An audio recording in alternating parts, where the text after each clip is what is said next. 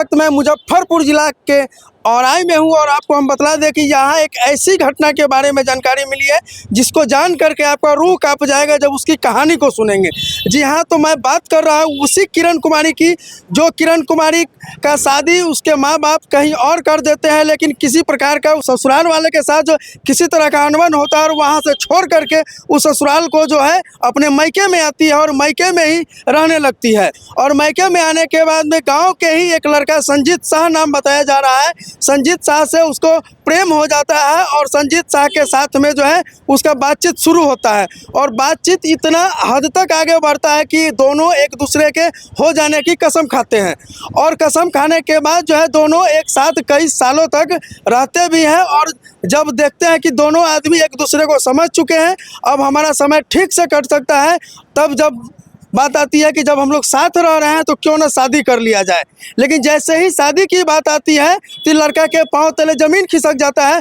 और शादी करने से इनकार कर देता है लड़का। अब जो है ये लड़की के लिए जो है संकट बन पड़ता है रोजी रोटी का। तो रोजी रोटी के लिए इन्होंने जो है औराई मार्केट में ही दुल्हन ब्यूटी पार्लर के नाम से एक ब्यूटी पार्लर चलाती है और लड़का जो अपना घर छोड़ करके कहीं प्रदेश चला जाता है। और वहीं से जब दबाव बनाने की बात आती है तो बीच बीच में लड़का आता है और जब भी आता है तो उस लड़की के साथ में शारीरिक शोषण के साथ साथ में मानसिक शोषण और मारपीट जैसी अभद्र तरीके से मारपीट करते हैं। ऐसा मारपीट करते हैं जो आप देख करके रूहें कांप जाएंगी कि जीने और मरने का होश तक नहीं रहता है।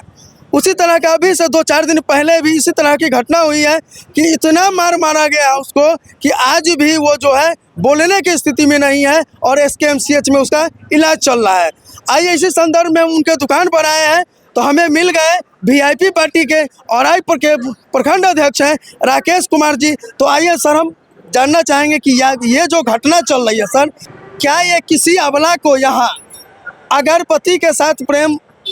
में बात नहीं बनी, पति के साथ नहीं रहा, किसी दूसरे लड़का से यदि प्रेम प्रसंग हो गया तो वो लड़का सिर्फ यूज करने के लिए तो लड़की को रखा था? अभी तक जो घटना घट रही है,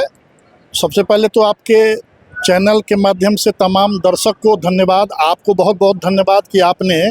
खोजी पत्रकारिता का एक बेहतरीन नमूना पेश किया है और एक ऐसी अबला की मदद के लिए आप लोग आए हैं। मैं अपनी तरफ से, पार्टी की तरफ से, पूरे समाज की तरफ से आप सबों को बहुत बहुत धन्यवाद देता हूं। अब रही बात उस महिला के साथ, तो मैं ऐसा मानता हूं अगर उस महिला का शादी पहले घर से हुई, बाल बच्चे हुए, किसी कारण से नहीं बन पाया, वहां से तलाक हो गया, छूटा छूटी हो गया, तो वो मायके में रह रही थी, स्वाभाविक है, ज़िंदगी है, कहीं ना कहीं एक दूसरे से नज़र मिल ही जाती है। कब किसका मिल जाए कोई नहीं जानता है, उसको भी अभी बहुत लंबा जीवन जीना है। इस क्रम में अगर किसी से उसका दिल लग गया, प्यार हो गया, तो अगला व्यक्ति जिसका नाम संजीत कुमार है, तथाकथित प्रेमी, उन्होंने उसको अपना बनाने का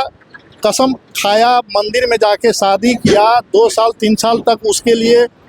अपने घर द्वार को छोड़कर मुजफ्फरपुर में डेरा लेकर के भी रहने का काम किया और भरपूर शारीरिक शोषण किया। जब उसका मन भर गया, दिल भर गया और लड़की को लगा कि अब हमको शादी कर लेना चाहिए, शादी करने का जब उसने दबाव डाले, उसके बाद उसका प्रताड़ना का दौर उसी समय से शुरू हो गया। और यह कहानी लगभग साल 1.5 साल पहले से चली आ रही है। बीच में जब समाज के लोगों को इसकी जानकारी मिली, सामाजिक स्तर पर प्रयास हुआ, लड़की को समाज के लोगों ने, गणमान्य पंचों ने लड़का को दोषी मानते हुए उसको दंडित के रूप में यही कहा गया कि भाई इस लड़की को तुम कबूल करो और उसको सम्मान दो, आदर दो और उसको घर में ला कर के समाज के लोगों ने बैठाने का काम किया। लेकिन उस दिन से उसके साथ प्रताड़ना का दौर शुरू हुआ। लड़का के घर के परिवार के और जो लोग हैं बराबर गाली गलौज, मार पीट, तालाबंदी करने का प्रयास चलता रहा। ये मामला आपको थाना में, कोर्ट में भी पहुंच चुका है। थानेदार के द्वारा कोई आज तक उस पर एक्शन नहीं लिया गया। तो इस मामला में सर, जब थाने में आवेदन पड़ा हुआ, थाने में आवेदन के बावजूद भी यदि उस महिला के साथ में मारपीट जैसी यातनाएं अगर महिला को झेलना पड़ रहा है तो ये बड़े ही दुखद की बात है। बिल्कुल, बहुत ही दुखद की बात है, क्योंकि आज हम आपके चैनल के माध्यम से क्लियर रूप में कहना चाहते हैं कि औराई प्रशासन उस व्यक्ति को, उस लड़की को अगर सही से मदद करती तो आज उसके साथ इस तरह की नौबत नहीं आती। वो लड़की आज ज़िंदगी और मौत से जूझ रही है, मेडिकल में भर्ती है, पूरा अंग फंग सब बुरी तरह से तोड़ ताड़ दिया गया है, सिर फाड़ दिया गया है। वो कब मर जाएगी, कब तक जिएगी, इसकी जानकारी या तो ऊपर वाले को होगी या फिर डॉक्टर साहब जो इलाज करते हैं उन्हीं को होगी। आज उसके साथ ये हालात नहीं होती और ये बड़े दुख की बात है कि इस इतनी बड़ी संगीन मामला को न प्रशासन सीरियस ले रही है और न गांव समाज के लोगों का कोई एक पैसा वैल्यू अगला लड़का कर रहा है जिसने उसके साथ इस तरह का जघन अपराध किया है। क्या कहना चाहिएगा सर, लास्टली जो है ऐसे व्यक्ति को क्या मिलना चाहिए, कैसी सज़ा मिलनी चाहिए?